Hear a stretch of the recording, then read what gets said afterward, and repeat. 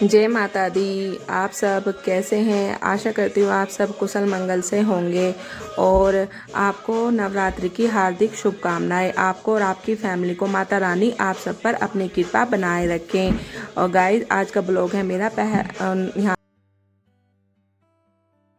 Blog start होता है मेरा 9:30 के लगभग, क्योंकि घर के सारे काम करके पहले लड्डू को स्कूल ज़रूरी होता है तो पहले उसको स्कूल छोड़ के आई हूँ और फिर मैंने अपनी पूजा की तैयारी यहाँ पर शुरू कर दी है।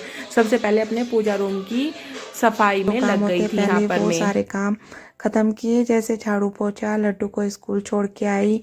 स्कूल छोड़ के फिर आके नहाई वाई और फिर अपने पूजा की तैयारी करने लग गई। सबसे पहले तो मैंने कल पूजा रूम की तैयारी नहीं, मतलब सफाई नहीं की थी और मुझे आज सफाई करनी थी। तो जैसे ही मैं लड्डू को स्कूल छोड़ के आई, सबसे पहले मैंने अपनी ये पूजा का आसन और चुनरी वगैरह सब धुल के डाल दी थी। इससे फिर मशीन में ड्राई करके ऊपर धूप में डाल आई थी। इतने मेरे नहाने का टाइम, मतलब नहा वहा के आई, इतने ये सूख गए थे। फिर मैंने इन पे प्रेस करके और फिर अपने पूजा रूम की सफाई शुरू कर दी। अपना नहा के और फिर अपना ऊपर से अपने कपड़े चुन्नी वगैरह उतार के ले आई थी। इन पे प्रेस करके फिर मैंने इनको अपने पूजा रूम में सबको तैयारी कर दी अपने पूजा रूम की। और फिर मैंने अपना यहाँ पे चुन्नी वगैरह उड़ा के अपनी फिर पूजा की तैयारी शुरू कर दी। इधर अपना तिलक वगैरह किया और फिर अपना चुन्नी वगैरह उड़ाई अपने भगवान जी को। और जो मेरे पास ना छोटे से कान्हा जी की मूर्ति है, उनके मैंने ना कपड़े सील रखे हैं, तो फिर उनको भी मैंने अच्छे से तैयार किया, उनका मोर पंख वगैरह सब लगा दिए। और इधर मैं बाहर से फूल तोड़ के ले आई थी, अपने फूल भी चढ़ा दिए। और फिर मैंने अपनी पूजा वगैरह की। इस बार ना मैंने कलश स्थापना नहीं की, क्योंकि ना इस बार जाना है मुझे शादी में, क्योंकि बुआ की बेटी की शादी है।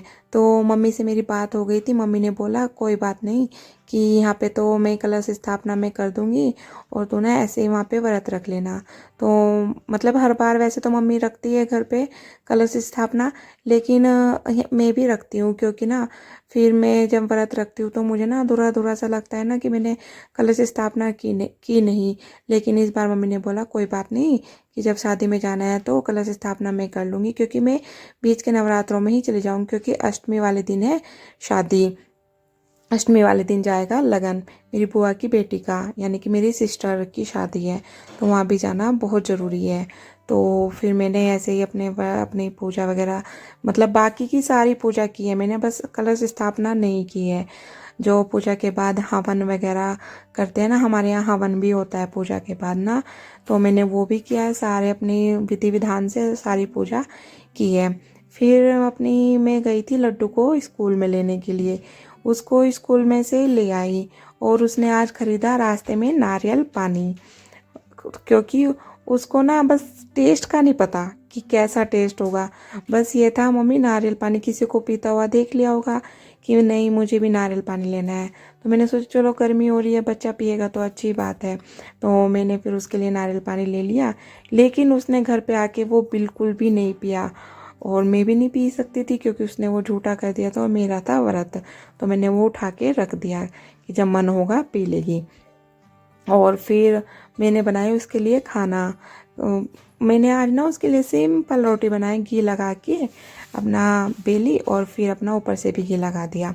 और फिर दही दही के साथ मैंने उसको दे दी, क्योंकि उसको दही है बहुत ज़्यादा पसंद। एक बार को रोटी नहीं खाएगी, लेकिन अपनी दही पूरी फिनिश कर लेगी। तो मुझे भी काफ़ी अच्छा लगता है, तो इसलिए मैं उसके लिए दही डेली, मतलब डेली ही जमा के रखती हूँ दही उसके लिए। गर्मियों तो मैं डेली उसके लिए दही जमा के रखती हूँ। और फिर मैंने अपने शाम की अपने आलू वगैरह सब उबाल के रख लिए थे। और फिर की मैंने अपनी पूजा पूजा करने के बाद सीधा आ गई मैं किचन में आज बना रही हूँ मैं व्रत का खाना।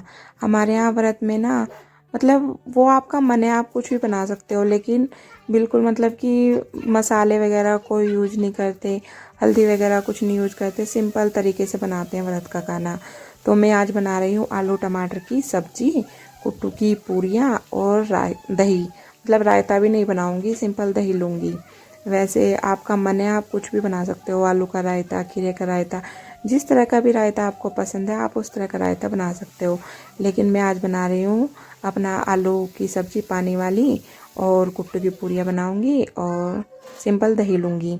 तो इधर मेरा ना कुट्टू का आटा रखा था पैकेट में, तो मैं क्या करती हूँ सारे कुट्टू को ना एक बार छान के रख लेती हूँ डब्बे में। इससे क्या होता है कि डेली डेली ना मतलब कि छानना नहीं पड़ता, बस डब्बे में से जितना हमें आटा ज़रूरत होती है उतना निकालो और अपना आटा लगा लो।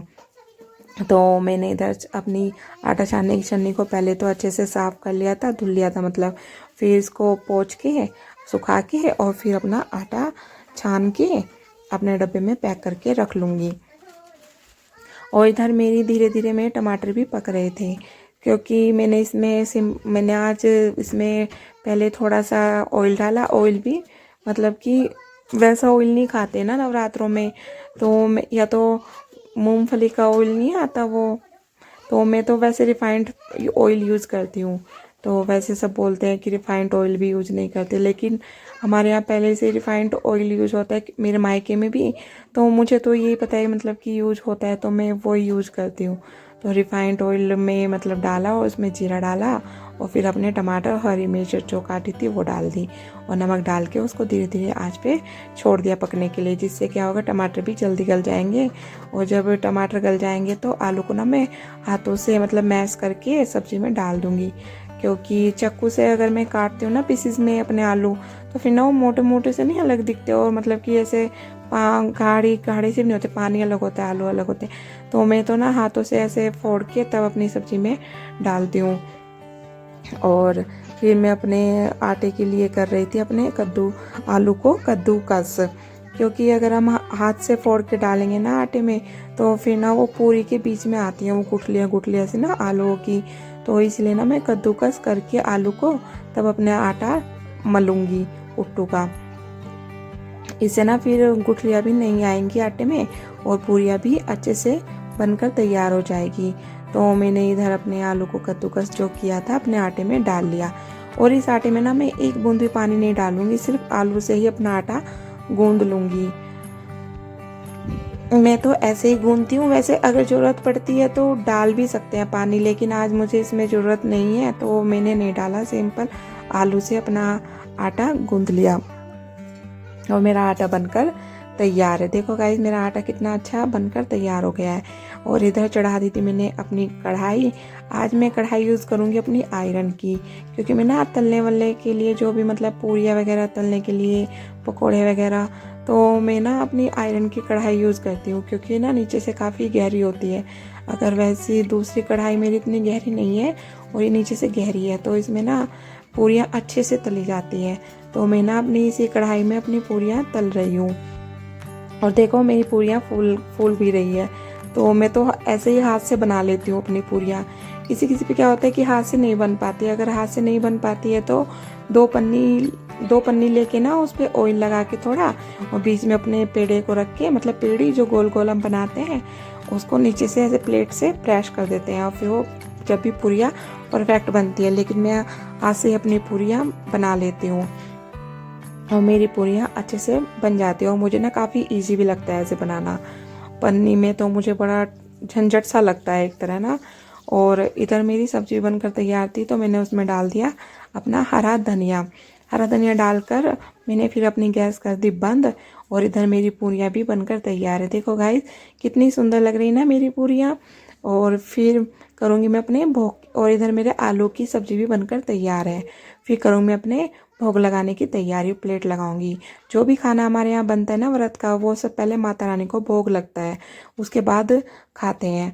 तो मैंने अपने भोग की तैयारी कर ली है, जो भी खाना बनाया सब थोड़ा थोड़ा उसमें से ले लूँगी, अपनी दही सब्जी कुट्टू की पूरी, और साथ में लगा दूंगी मैं लड्डू की प्लेट भी खाने की, क्योंकि उसने भी आज कुछ नहीं खाया है। तो वो तो सिंपल दही लेगी और उसकी दही में डालूंगी नमक, क्योंकि वो प्लेन दही नहीं खाती है और थोड़ा नमक डाल के ही खाती है। और इधर मैं काटना भूल गई थी खीरा, फिर मैंने फटाफट अपना खीरा काटा और फिर जाऊंगी मैं भोग लगाने के लिए।